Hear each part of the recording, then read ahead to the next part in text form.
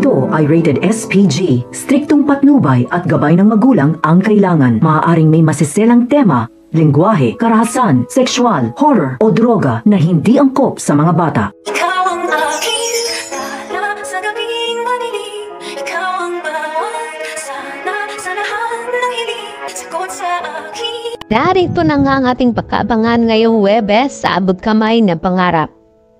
Dito nga nakumpirma ng mga kapulisan itong kotse na ginamit nung tumakas daw ang mga kidnappers dito Pedong Pepe. At nakumpirma nga nila na hindi pagmamayari ni Moira ang kotse na ito dahil naaalala ni Giselle na ginamit daw ito ni Moira. At dito naman na sinabi ng mga pulis na si Nerissa daw ang may-ari nito at hindi na nga. Nagtagal ay sinubod na nila itong si Nerissa upang ipahuli nga dito ni Giselle upang malaman kung siya nga ba ang mastermind dito sa kidnapping sa nangyari nga kay Don Pepe. At magiit naman na itinatanggi ni Nerissa na hindi daw siya ang nagkidnap kay Don Pepe dahil ginamit lamang daw itong kanyang kotse sa mga kidnappers nung nawala itong si Don Pepe.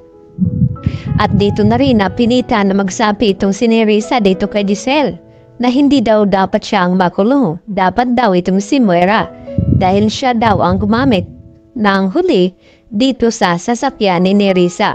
At nagulat naman ang husto itong si Giselle na tama nga ang kanyang kutob na may kinalaman nga itong si Moira sa nangyaring kidnapping dito nga kay Don Pepe. Samantala, tila nakaramdam naman itong si Moira dito kina Justin at Eric na tila may gagawing hindi maganda sa Apex at kinumbinsi niya itong si Justin na dapat daw ay magkampihan sila upang pabagsakin si Giselle at itong Apex Hospital at hindi naman makakibo itong si Justin dito sa sinabi ni Moira. At ganoon din ang sinabi ni Moira dito kay Eric na alam niya ang mga ginagawa nito. At ganun din, sinabi ni Eric kay Moira na may marami siyang alam tungkol dito nga kay Moira. Samantala, nagkakaharap na nga itong si Justin at itong si Zoe. At mainit na ang nagiging unang tagpo na sa kanilang dalawa. At maya-maya nga, dumating itong si Annalyn. At dito naman sana nabubuhusan sana ni Justin ng mainit na kape itong si Zoe, subalit ay hindi nga ito naibuhos kay Zoe. Dapat na daw ay kay Zoe mapunta. At dito naman na sinabi ni Zoe na hindi daw tama ang ginawa dito nga ni Justin at tinangka ngang habulin ni Zoe itong si Justin, subalit pinigilan nga siya dito ni Annalyn dahil baka daw kapag nalaman ni Giselle at ni RJ ay baka lalo lang silang magkakaroon ng problema na ngayon nga ay hindi pa nga naka-recover itong si Lolo Pepe.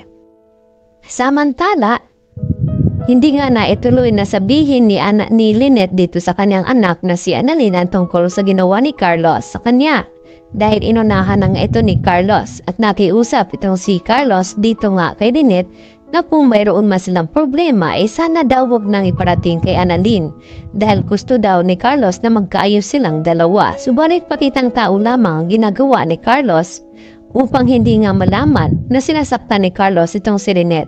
At gusto nga bumawi ni Carlos kaya may pasorpresa siya dito kay Lynette at ito na nga yung passport. At gusto niya na sumama daw itong si Lynette dito kay Annalyn papuntang Japan.